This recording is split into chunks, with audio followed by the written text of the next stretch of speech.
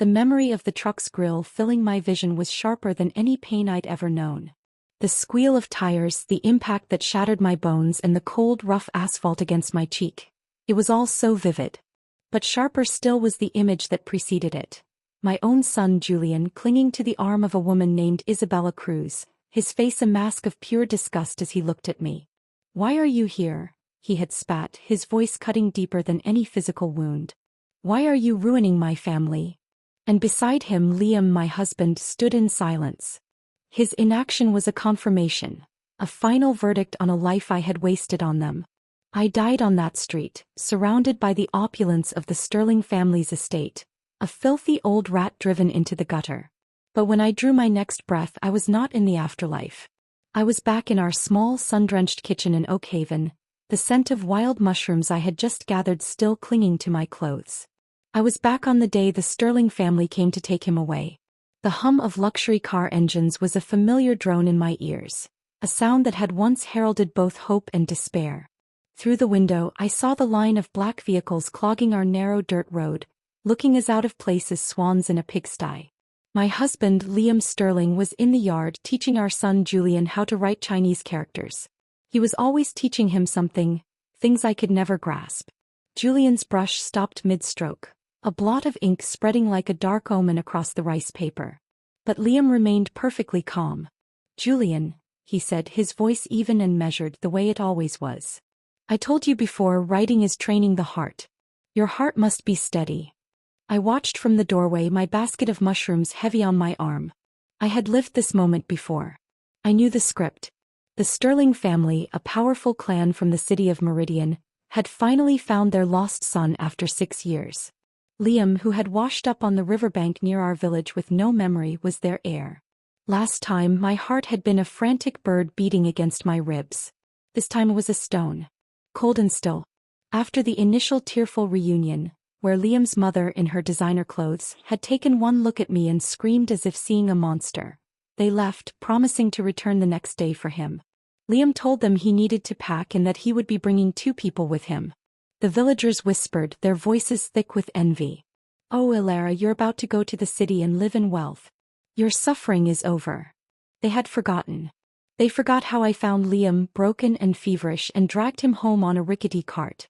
They forgot how I nursed him back to health, how I gave up my best farmland to grow medicinal herbs to pay for his medicine because he was useless, a useless stray, as they called him.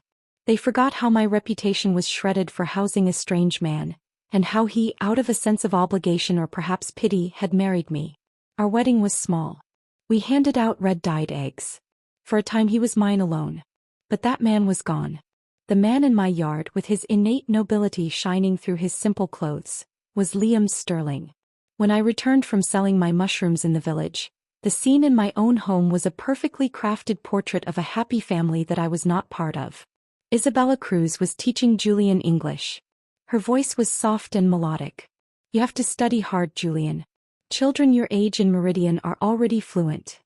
Julian listened with rapt attention. "You're so smart, Aunt Isabella." "Nothing like..." He trailed off, glancing at me. "Nothing like me," I finished for him, my voice flat. "She only knows how to speak with a country accent. If you talk like that in the city, everyone will laugh at you." Julian had the decency to look slightly ashamed, but Liam, who was reading a book by the window, merely looked up and gave a gentle, complicit smile. It was a beautiful, warm scene. And it was a lie I had seen play out to its bitter end. Isabella was also from Oak Haven. Her mother died young, her father was a drunk, and she was sent to the city to be raised by relatives. She had returned a year ago, a polished, elegant creature who seemed to shed light on how coarse I had become. She had saved Julian once when he fell in the river, and from that day she had woven herself into the fabric of my family. I remembered the first time she saw Liam. She had looked at his tall frame, his long, clean fingers holding a brush, and her eyes had gleamed with a calculating light I was too naive to recognize. "Mr. Sterling," she had cooed, "you are such a learned man. Ilara is truly blessed." The hidden mockery in her words was a poison I drank every day. I would stand there, awkward and silent, while they discussed poetry and philosophy, things from the books Liam read, books that put me to sleep. The chasm between us, which I had once blamed on my own simplicity, now seemed like a wall he had been happy to maintain. I set my basket down and picked up a half-finished sachet I was sewing, stuffed with herbs to ward off mosquitoes. Julian's legs were always covered in bites. He saw me and scowled. "Mom, when we move to the city there won't be any mosquitoes. You don't need to make those ugly things for me and Dad anymore." "Yes, I thought in my last life I cried as I stuffed these into your hands, and you threw them out the car window before you even left the village." "I'm not making them for you," I said calmly, not looking up from my stitching. "I'm making them for Lily." Lily was a little girl in the village who wasn't charmed by Isabella. She liked the way I smelled, she said. Like fresh earth and life. Julian's face contorted in confusion and frustration. He was used to me fighting for his attention, being jealous of Isabella. My indifference was a language he didn't understand. He stomped his foot. "You're so mean. I'm going to find Aunt Isabella. She's taking me to town to eat Western food and teach me how to use a knife and fork." He shot me a defiant look. "You've never eaten Western food, have you?" "No," I said, pulling the needle through the fabric. "Never. Go ahead." He stared at me, waiting for a reaction that didn't come before running out of the house. The silence he left behind was a blessing. Liam finally stood and walked over to me. He noticed my basket filled to the brim with pine mushrooms. "Ilara," he said, a flicker of guilt in his eyes. "Why are you still doing such hard work? We already have money now." The words were so familiar. In my last life, this small show of concern had been enough to make me hope. Now I saw it for what it was, a shallow salve for his own conscience. "I'm used to it," I replied, my voice devoid of emotion. "When I'm free, I have nothing else to do." I continued to sew. Each stitch was a suture closing the wounds of my past life. I was no longer sewing for a family that despised my offerings. I was sewing for my own future. That night, as I lay on my side of the worn wooden bed, listening to Liam's even breathing, I made my plan. He would leave tomorrow. He would take Julian and Isabella just as before. But I would not be here when or if they ever looked back. The money he would offer me, the phone he would leave, I would take none of it. It was all a chain designed to keep me tethered to this village, to a memory of them. The moon cast a silver path through the window. Once I thought that path led to him. Now I knew it led away. From now on, the moonlight and the wind would have nothing to do with Liam Sterling. My life was my own. The morning of their departure dawned bright and clear. I was already awake, having slept little. There was a strange, buzzing energy in the air, a mix of anticipation and finality. I moved through my morning chores with a detached efficiency, packing a small bag with my few valuables. My mother's jewelry, my embroidery tools, the secret family recipes for salves and tinctures, and the money I had saved from selling my mushrooms and needlework. Liam watched me, a faint line of confusion between his brows. He had expected tears, perhaps pleading, or at least a somber, clingy sadness. My calm practicality was disconcerting him, and that small, petty part of me that was still the woman he had broken felt a sliver of satisfaction. He approached me holding something in his hand. It was a little bird, expertly woven from reeds. In the early days of our marriage, when we were happy, or when I was fool enough to believe we were, he would make these for me when I was upset. I had kept every single one, treasured them in a wooden box like they were made of gold. Now I looked at the offering in his palm and felt nothing. Not anger, not nostalgia. Just a hollow emptiness. He gave a faint, awkward smile. "We're leaving today. Are you still upset?" I almost laughed. Upset was such a trivial word for the cataclysm of my first life. I remembered a time I had been upset because he and Isabella had fallen asleep talking in the yard. He had scolded me then. "Why are you making such a fuss? What will people think of Isabella?" Those words had hurt more than a slap. Now they were just a relic from a story about a foolish woman. "I'm not upset," I said, turning back to my packing. He didn't seem to believe me. He sighed. "Then give them to me." I frowned. "Give you what?" "The sachets. It's inconvenient to take the pillows, but the sachets are small. You must have made extras for Lily. She can't possibly use them all." And there was. Even now he assumed my entire world still revolved around them. He thought my sharp words from yesterday were just a new form of pouting, that I had still spent the night diligently making trinkets for him and our son, waiting for him to notice my efforts. I looked him directly in the eyes, something I realized I had rarely done since his family arrived. "There aren't any left," I said, my voice clear and steady. Not a single one. I sold them. His composure cracked for a second, genuine surprise flashing in his eyes. You sold them. My embroidery is very good, I stated, a simple fact. People pay well for it. Before he could process this, Julian came bursting in, pulling Isabella by the hand. Dad, let's go. The cars are here. Isabella, ever the picture of gentle grace, wiped his forehead with a handkerchief. Look at you, so excited you're sweating. My eyes locked onto that handkerchief. It was one of mine. I had embroidered it for her as a thank you for saving Julian, back when I still believed her to be a friend. On it, I had stitched a pair of hummingbirds, their wings shimmering with iridescent thread I had sold a precious ginseng root to afford. Give that back to me, I said, my voice cutting through the cheerful chatter. She froze. What do you mean? I embroidered that handkerchief. Return it to me. A laugh bubbled out of her, light and condescending. Something like this? Alara, if you take this to the city, people will only laugh at you. But if you really want it back... She made a show of daintily handing it over as if disposing of garbage. Julian's face twisted with obvious disgust. That expression, whether in my past life or this one, was a knife to the heart I thought had already turned to stone. He was ashamed of me. Ashamed of my coarse hands, my simple clothes, the humble beauty I could create. Liam, ever the peacemaker, lifted Julian into his arms. Say goodbye to your mom, son. Julian, still sulking from my earlier indifference, turned his head away and buried his face in Liam's shoulder. My eyes stung, but I refused to let a single tear fall. I had cried enough for a lifetime. As we walked out into the yard, Liam noticed the empty chicken coop. What about the poultry? Weren't you the one who valued them most? He was right. I once had. They were my livelihood. But he had always hated the smell, the noise. He preferred the quiet, flower-filled courtyard of Isabella's house, where they would sit under the grape arbor, sipping tea and talking about things I wouldn't understand. I sold them, I answered calmly. I'm about to leave, so of course I needed to settle everything. He chuckled, a strange mocking sound. Well, I gave you plenty of money. You don't need to raise those things anymore. $1 million is enough for you to buy a nice house in town. The arrogance of it took my breath away. He thought my entire life could be bought off and tidied away. Urged on by Julian, they finally got into the sleek black car. Julian still refused to look at me. Liam rolled down the window and handed me a cell phone, something he hadn't done in my first life. My indifference had, perversely, made him more generous. If you miss us, you can call. I took the phone, a cold, sleek object in my palm. I knew I would never use it. I also knew I would never touch the money in the bank account he had set up for me. It was blood money, payment for my silence and my absence. Goodbye, Julian, I said softly, my words meant only for the son I had once known. The convoy pulled away, kicking up a cloud of dust that swallowed them whole.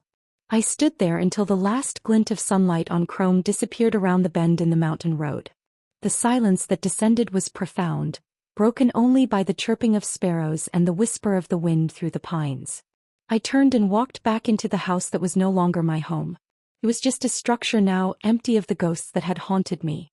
I picked up my pre-packed bag, which was noticeably lighter than the burdens I had carried for so long. I took one last look around at the simple wooden table, the faded curtains, the hearth where I had cooked countless meals. There was no nostalgia, only a profound sense of closure. Ilara, I whispered to myself, your new life has only just begun. I walked out of the door, not looking back. I did not take the road to the county town where they would expect me to go. Instead, I took a narrow footpath that led deeper into the mountains, a path that would eventually lead me to a remote bus route, and from there to a freedom I had only ever dreamed of. I was a leaf detaching from a withered branch, finally ready to see where the wind would take me. The world beyond Oakhaven was a vast, noisy, and exhilarating blur. I used the cash I had saved from my mushroom and embroidery sales to buy a bus ticket headed south, towards the coast. I had no specific destination in mind, only a pull towards the ocean, towards something boundless and untamed, the complete opposite of the confined life I had known. After 3 days of travel, the air changed. It grew heavy with moisture and carried a new, briny scent. The bus crested a hill and I saw it for the first time. The sea. An endless expanse of shimmering blue that stretched to the horizon, meeting the sky in a soft, hazy line. It was the most beautiful thing I had ever seen. I got off in a small, bustling fishing town called Seabreeze. It was a place of weathered wood and brightly painted boats, of shouting fishermen and the shrieks of gulls. It was nothing like the quiet, oppressive silence of Oak Haven. Here I was anonymous. No one knew me as the woman who had picked up a stray aristocrat. No one knew me as the abandoned wife. I was just Alara, a woman with a bag and a determined look in her eyes. I found a tiny room for rent above a noisy fish market. It was cheap and the smell was overwhelming at first, but it was mine. For the first week I did nothing but walk along the shore, feeling the coarse sand between my toes and the sea spray on my face. I slept when I was tired, ate what I wanted, and answered to no one. The sheer, unadulterated freedom was intoxicating. But I needed to live. I took out my embroidery tools and the few sachets I had brought with me. I set up a small makeshift stall on a blanket near the tourist boardwalk. At first, people passed by with barely a glance. But then a woman, her skin tanned and weathered by the sea, stopped. She picked up a sachet I had embroidered with a stylized wave pattern. "This is beautiful work," she said, her voice rough but kind. "What's in it?" "Herbs," I explained. "Lavender, mint, and a few local ones I foraged. They keep moths away and smell fresh." He bought it. Then another woman bought one. And another.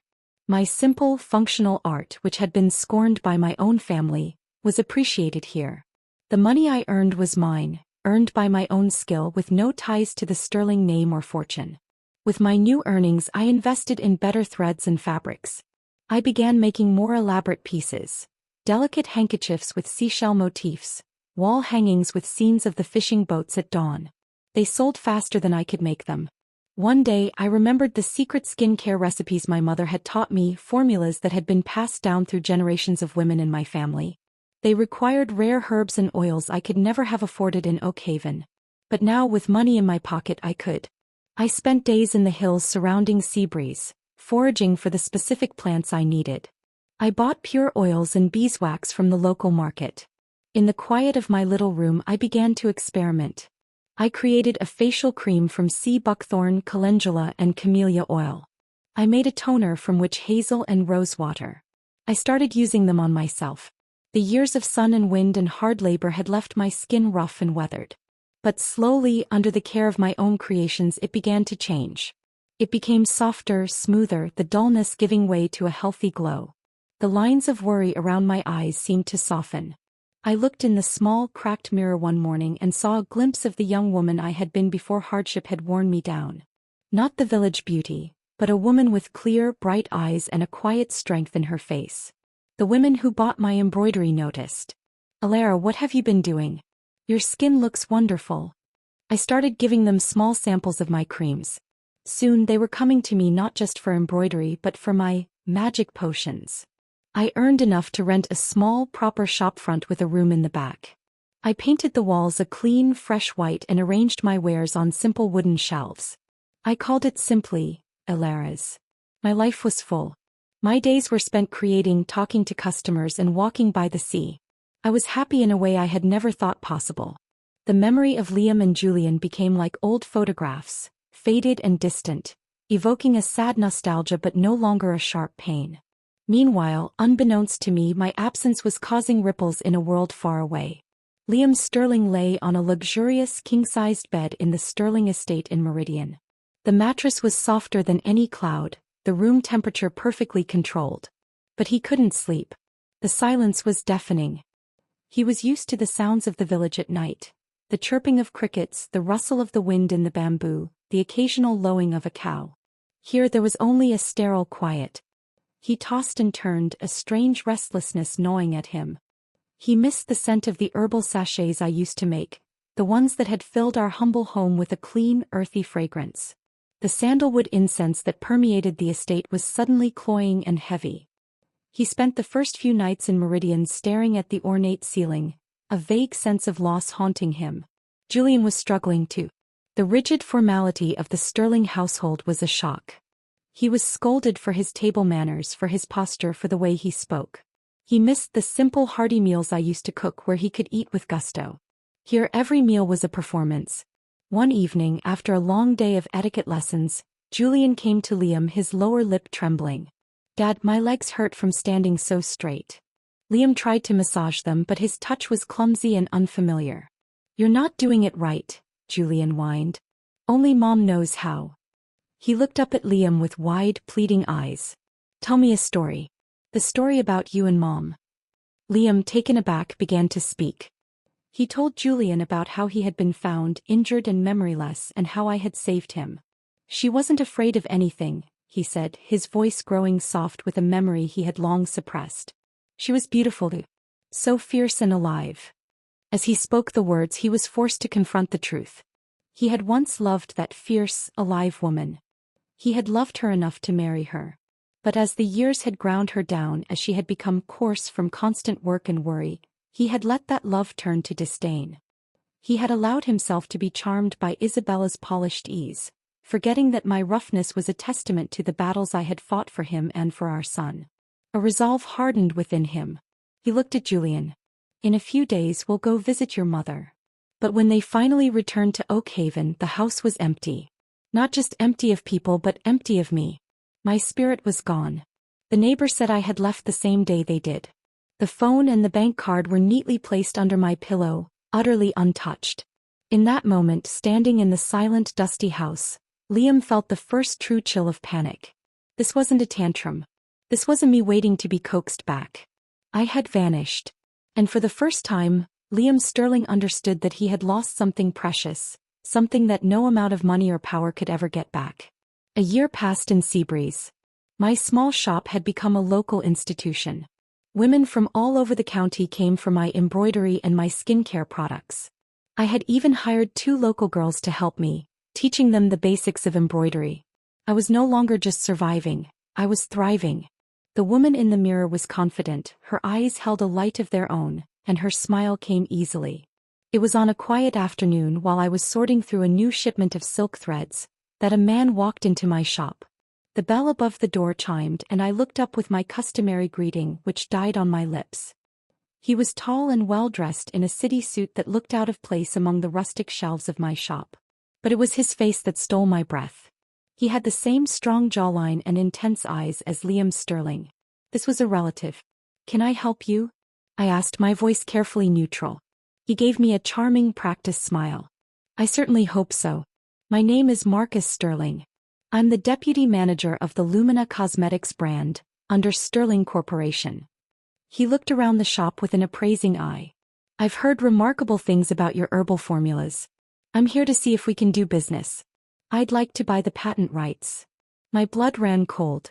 Of course. The Sterling Corporation had its fingers in every pie, including cosmetics.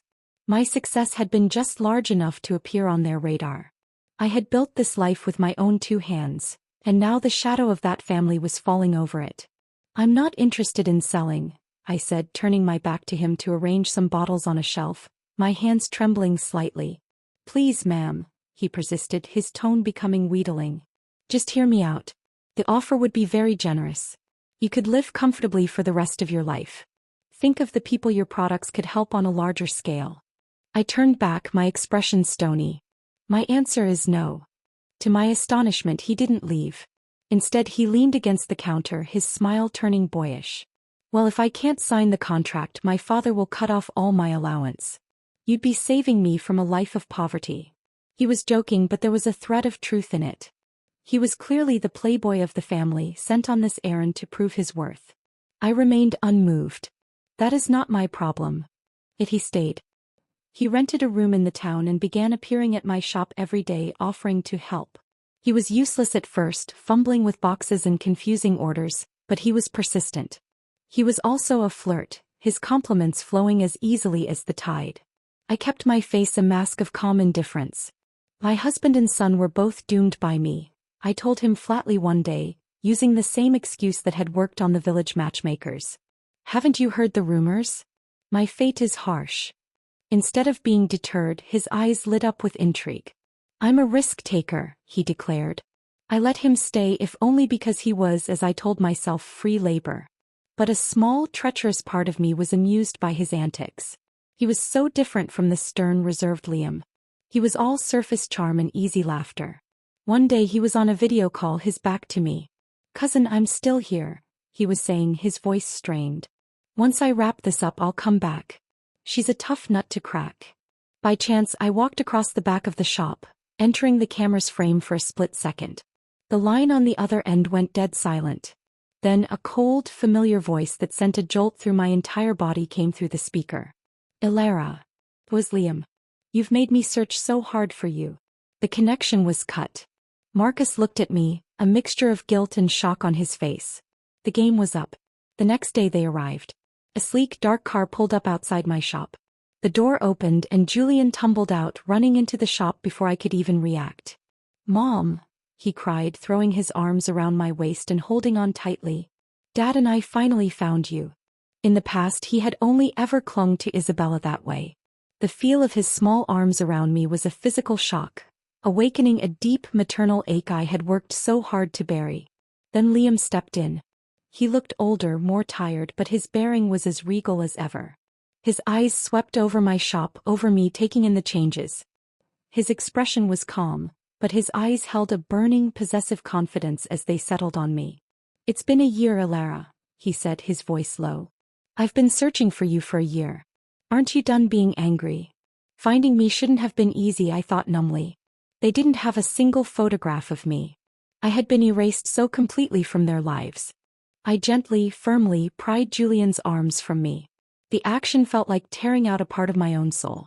You've mistaken me for someone else, I said, my voice surprisingly steady. Julian's face crumpled, his eyes filling with tears. Mom, do you not want me anymore? Liam's frown deepened. He thinks about you every day. Sometimes he dreams of you and wakes up crying. Ilara, he's your own flesh and blood. How can you be so heartless? Heartless. The word was a spark on the dry tinder of my memories. When it came to cruelty, how could I ever compare to them? To the image of them standing together, a perfect family unit, while I was driven away like a stray animal. Just then Marcus, who had been watching the scene with wide eyes, suddenly blurted out, She's Ilara? The sister-in-law you've been searching for. He looked from Liam to me, a dawning comprehension on his face. But she told me her husband and son had been cursed by her fate.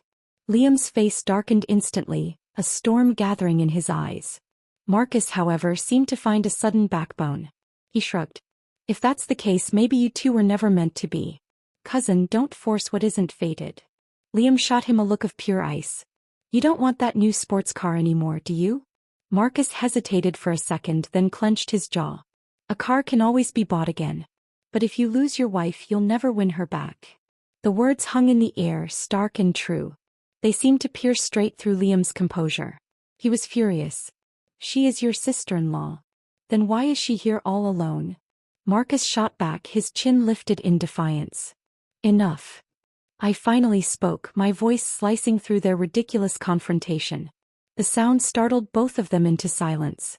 Both of you get out. Marcus looked like he wanted to argue, but Liam, his expression thunderous, forcibly dragged him out of the shop. But before he left, Liam did something that shocked me. He pushed Julian gently back towards me. Wait for me, he said, his eyes locked on mine with an unsettling intensity. I'll come back. And then they were gone, leaving me alone in my shop with the son I had vowed to forget, who was now looking up at me with a mixture of hope and devastating confusion. The bell on the door chimed, signaling the departure of Liam and Marcus, and a heavy silence fell over the shop. It was broken by a soft sniffle. Julian was standing a few feet away, wiping his eyes with the back of his hand, looking smaller and more vulnerable than I had ever seen him. The part of me that was still his mother, the part that had sung him to sleep and nursed his fevers, screamed at me to gather him in my arms. But the ghost of the man he would become, the one who had looked at me with disgust, held me back. He seemed delighted to be left with me, a torrent of words suddenly pouring out. He told me about the endless, boring lessons, about the tutor who smacked his hands with a ruler when he made a mistake. He talked about the big lonely house and the strict rules. Aunt Isabella doesn't care for me, he mumbled, scuffing his shoe on the floor. She's always with Grandma, trying to make her happy. She doesn't tell me stories anymore. He looked up at me, his eyes wide and pleading. I missed you so much, Mom. My heart twisted. So that was why he missed me. Not out of genuine love, but because life in the Sterling estate had been miserable for him. He missed the comfort I provided, the unconditional sanctuary. He was still the same selfish child, seeking the easiest port in a storm. In my past life he had eventually adapted and found that comfort in Isabella. Now that it wasn't available he had circled back to me. But he was still my son. The memory of his past life cruelty was a powerful shield, but the sight of his trembling lip was a potent weapon against it. I couldn't bring myself to drive him away. "Are you hungry?" asked my voice stiff. He nodded, a tentative smile appearing. "I want red bean soup like you used to make." I didn't have any prepared. I didn't spend my days cooking his favorite foods anymore. I looked at him for a long moment, then picked up the phone and ordered takeout from the noodle shop down the street. When I set the container in front of him, his face fell with such profound disappointment that I almost felt guilty. "I don't want this," he whined. "It's that or nothing," I said coldly. "If you won't eat, then stay hungry until your dad comes to get you." He sulked but eventually picked up the chopsticks and began to eat, every bite a silent protest. I watched him, this boy who was a stranger to me, and felt a profound sadness. The bond between us was broken and I didn't know if it could ever be mended or if I even wanted it to be. 2 days later Liam returned alone. He looked exhausted, as if he hadn't slept, but there was a determined, almost feverish excitement in his eyes. "Elara," he said, standing on my doorstep. "I'm not leaving. Our family will stay here. We'll live like we used to." The absurdity of his statement took my breath away. Live like we used to? Did he mean in a small village with him as the humble schoolteacher? He was Liam Sterling, heir to a fortune. And I was no longer the naive girl who would believe such a fantasy. I didn't let him in. I simply pushed Julian toward him and began to close the door. "No rooms left." "Sorry." The click of the lock was a final, decisive sound. I leaned against the door, my heart pounding. I heard them outside, their murmured conversation, the sound of their footsteps as they lingered. In my past life I had been the one standing for hours, watching until their car vanished, my heart breaking with every second. Now the tables were turned. Let them understand what it felt like to wait for someone who would not come. But Liam was stubborn. He didn't leave Seabreeze. He rented a small, cramped apartment nearby. During the day when I held my embroidery classes for the local women, he and Julian would show up and join in, pretending to be earnest students. It was a surreal sight. Liam Sterling, whose long, elegant fingers were meant for holding pens and paintbrushes, clumsily trying to thread a needle. Julian, frowning in concentration as he attempted a simple stitch. They were both terrible at it, but they were trying. They were trying to make the very sachets they had once scorned. Sometimes, when I looked up from helping one of the other women, I would catch Liam gazing at me, his expression unreadable. I knew why. I was wearing a simple but elegant blue cheongsam I had made myself, and I had pinned my hair up. The sea air and my own creations had given me a glow that hard labor had stolen. I was beautiful again, and I could see the dawning realization in his eyes. The realization that he had thrown away a pearl and chased after a fake. I paid them no mind. I treated them as I would any other persistent nuisance. They were passers-by in the life I had built. Half a month into this strange new routine, another ghost from my past appeared. Isabella Cruz. She stood outside my shop, clad head to toe in designer brands, a vision of urban wealth that was as out of place in Seabreeze as a peacock in a henhouse. When she saw me, her eyes widened in shock before narrowing with a venom I knew all too well. "Elara," she said, her voice dripping with false sweetness. "You've changed so much." Her gaze swept over my shop, my clothes, my face, and her tone turned mocking. "No wonder you managed to seduce Liam to the point he doesn't even want to go home or care about the company." At that moment, Liam walked in from the back room, having brought in a new shipment of boxes for me. He heard her. "What nonsense are you spouting, Isabella?" His voice was cold, colder than I had ever heard him use with her. She instantly switched tactics, her face morphing into a mask of pitiful concern. "Liam, since you haven't gone home, your mother's illness has relapsed." Liam's expression didn't soften at Isabella's performance.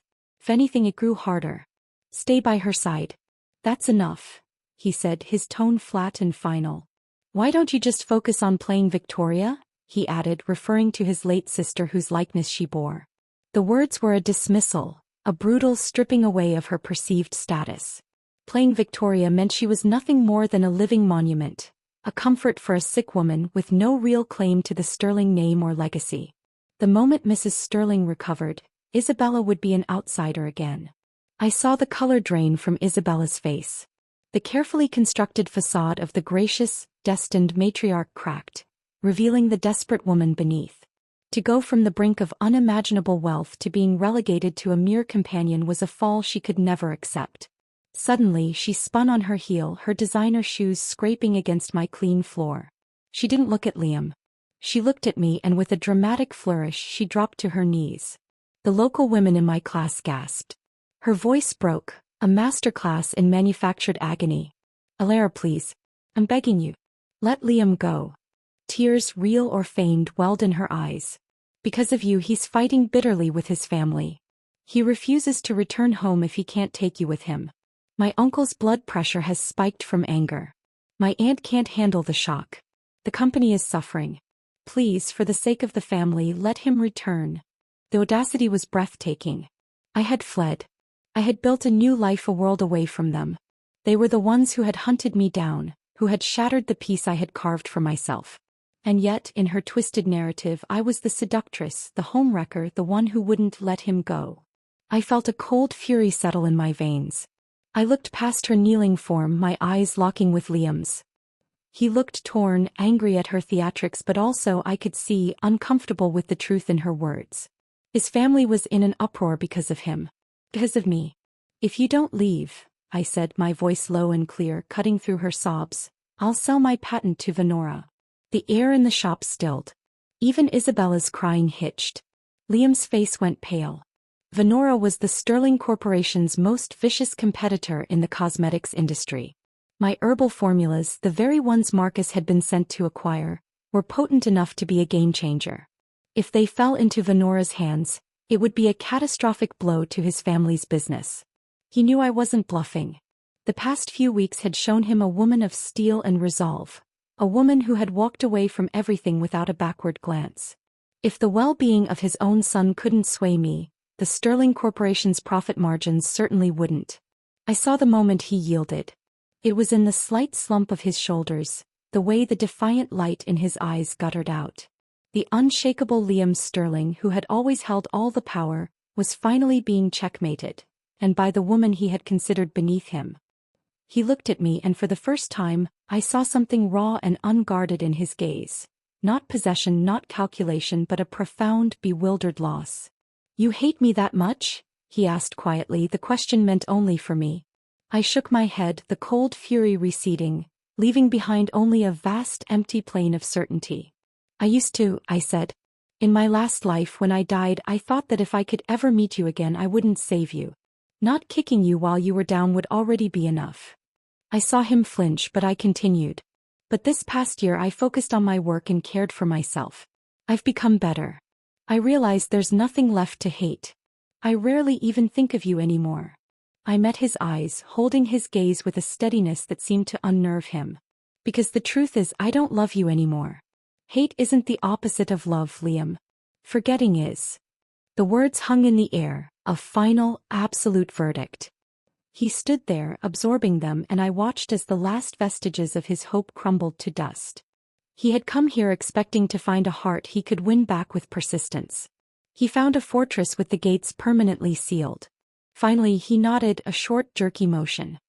He turned to Julian, who had been watching the entire exchange with wide, frightened eyes. "Get your things, son. We're leaving."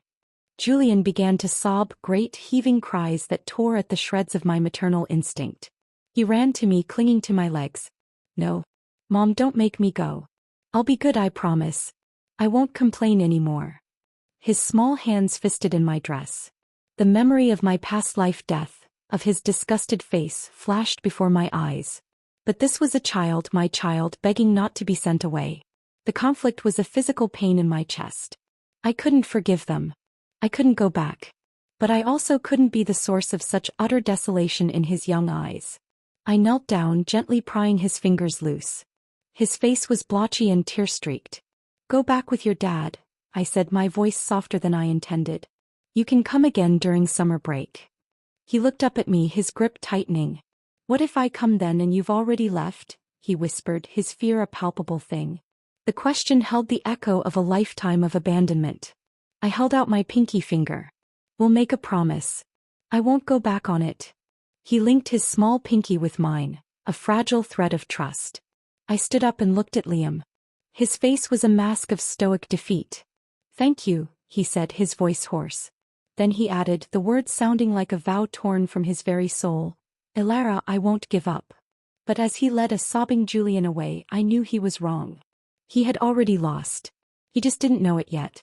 After returning to Meridian, Liam Sterling finally resolved to do what he should have done years ago. He went to Isabella's suite in the east wing of the estate. She was arranging flowers, looking every bit the lady of the manor. You need to leave, Isabella, he said without preamble. She froze, a white lily in her hand. Leave? Liam, what are you talking about? But, what about your mother? Her voice was a practiced blend of shock and concern. I've already spoken to the doctor, he replied, his tone flat and devoid of its former gentleness towards her. Her condition is improving. Most of her illness was caused by my disappearance. From now on, I'll be the one to stay by her side. The flower dropped from her hand, petals scattering on the polished floor. The mask finally slipped completely, revealing the raw panic beneath. Where will I go? What am I supposed to do? You can't just throw me out after everything. Liam's gaze was cold and deep, the gaze of a man who had finally seen through a long con. A person, he said slowly, should never covet what doesn't belong to them. In that moment, standing in the opulent room she had come to see as her own, Isabella was consumed by a scorching wave of regret. If she had known that the worn-out village woman she had so easily sidelined would transform into the captivating, independent beauty Elara had become, a woman who could make Liam Sterling turn his back on his own family, she would have acted differently. She should have accepted when Mrs. Sterling offered to take her in as a goddaughter. But she had been greedy. She had wanted it all. How it was too late. Liam's determination was ironclad. But his father, the elder Mr. Sterling, was a far greater obstacle. He summoned Liam to his study, a room paneled in dark wood and lined with portraits of stern ancestors. This foolishness ends now, Liam, he boomed, slamming a hand on his desk. This obsession with a peasant woman. It's beneath you. You will marry someone of equal status, someone capable and well-matched. The daughter of the Chin family has just returned from abroad. You will meet her next week. For the first time in his life, Liam defied his father not with quiet resentment, but with open, unshakable resolve. No, father. My wife is Elara. My son's mother is Elara. The argument was vicious, a clash of two immovable wills. In the end, his father played his final card. If you choose her, you are no longer a son of this house. Liam's answer was to turn and walk to the family's ancestral hall. He knelt on the hard, cold floor before the tablets of his forebears. He knelt there for 3 days and 3 nights. He didn't speak, he didn't eat, he only knelt, a silent testament to a choice that had come a lifetime too late. On the morning of the 4th day, he collapsed from exhaustion and dehydration. The Sterlings couldn't bear to lose the air they had just regained. The spectacle of his devotion, however misplaced they believed it to be, was too powerful to ignore. When he woke in his bed, weak and pale, his father was standing by the window, his back to him. Do you really believe she will ever come back to this house? The old man asked, his voice tired. Liam's voice was a ragged whisper. I don't know. Then is it worth it? Nearly killing yourself for a woman who wants nothing to do with you. Liam closed his eyes, the image of me in my shop, calm and self-possessed, floating behind his eyelids. I have to be the man who is worthy of her choice, he breathed. Whether she ever chooses me or not, that is a consequence I will bear. It was not an answer his father could understand, but it was one he was forced to accept. The battle was won, but the war, Liam knew, was far from over. Back in Seabreeze, my life settled back into its peaceful rhythm. True to his word, Liam began bringing Julian to visit during his school breaks.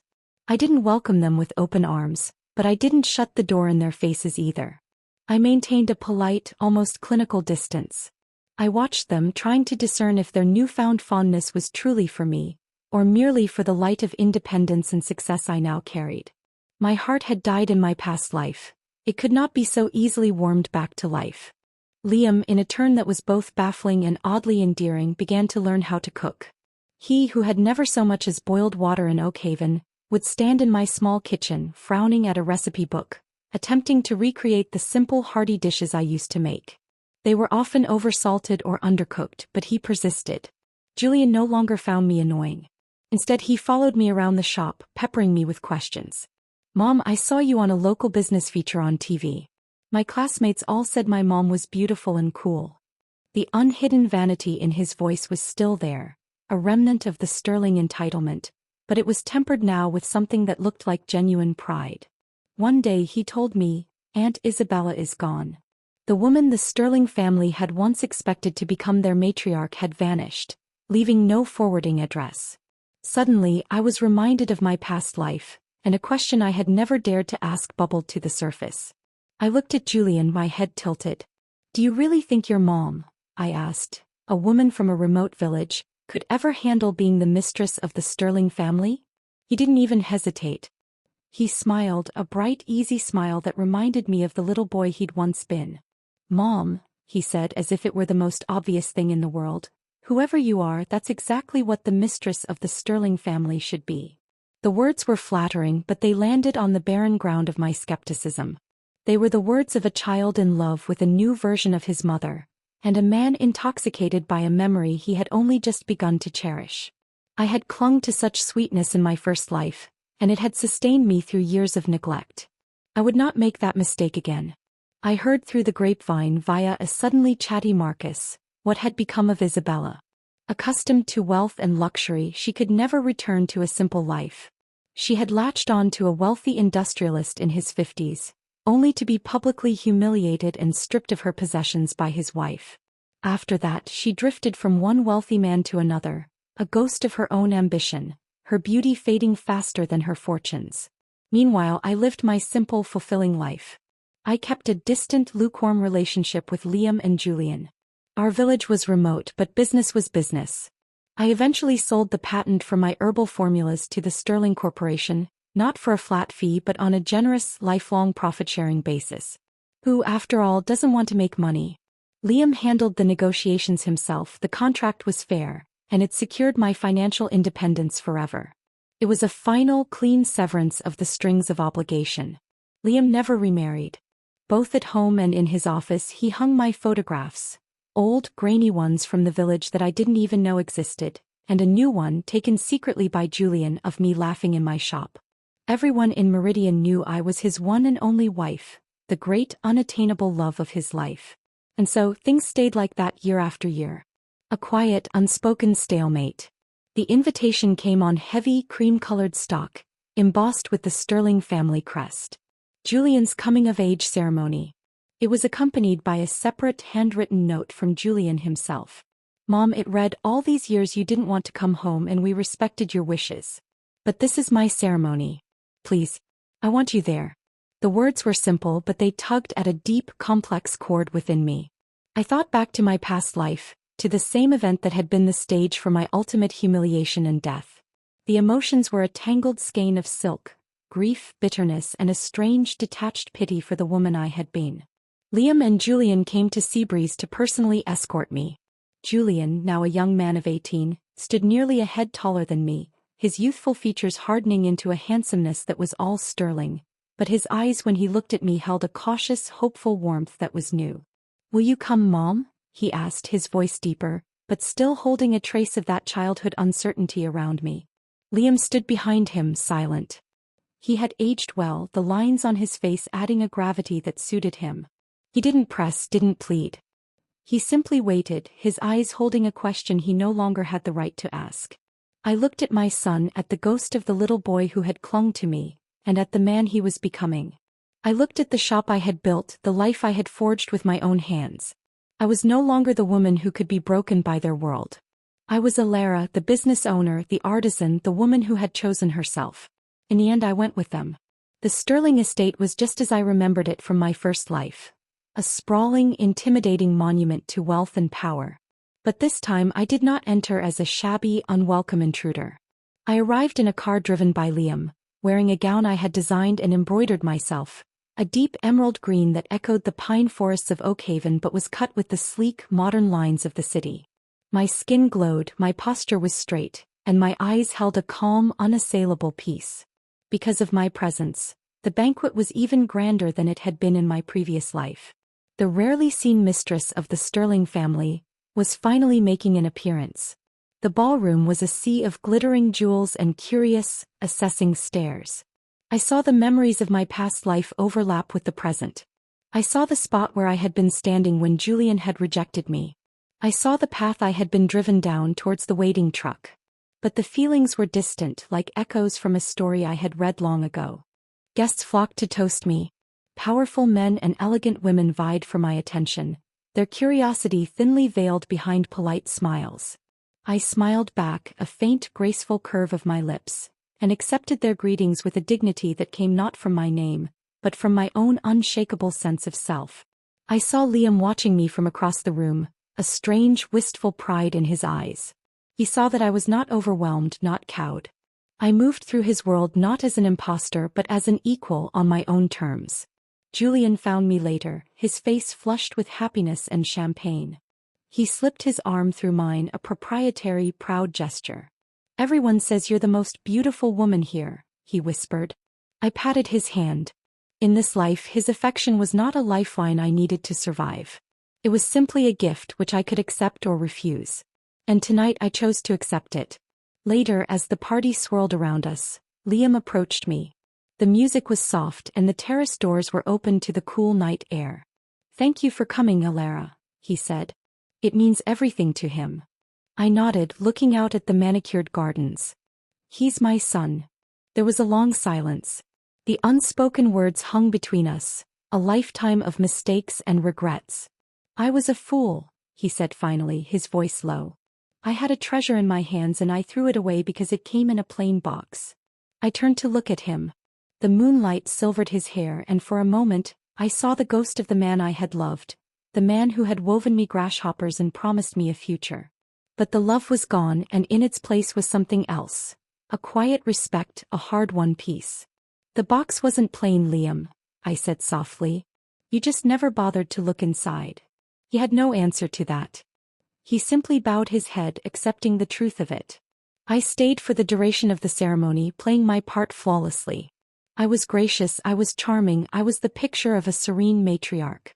But my heart was already back in Seabreeze, in my little shop by the sea, in the life that was wholly and completely my own. When it was time to leave, Julian hugged me tightly. "You'll visit again, won't you?" "Perhaps," I said, and this time the promise was not a chain, but a simple statement of possibility. Liam drove me back to the airport. As I got out of the car, he said, "The door will always be open for you, Alara." "Always." I smiled, a genuine, gentle smile. "I know. But my home is elsewhere now." I walked through the airport terminal, a single woman with a small bag, but I carried a whole universe within me. I had lived 2 lives. In one, I had poured my entire being into others and been left with nothing. In this one, I had learned to pour into myself. The plane soared above the clouds, heading back towards the coast, towards the scent of salt and freedom. I looked out the window at the world below, so small and full of possibilities. I had faced the ghosts of my past and had not been found wanting. I had both my freedom and the respect I had once craved. I leaned back in my seat, a quiet contentment settling over me. A woman must live her life for herself. And finally I was. The end.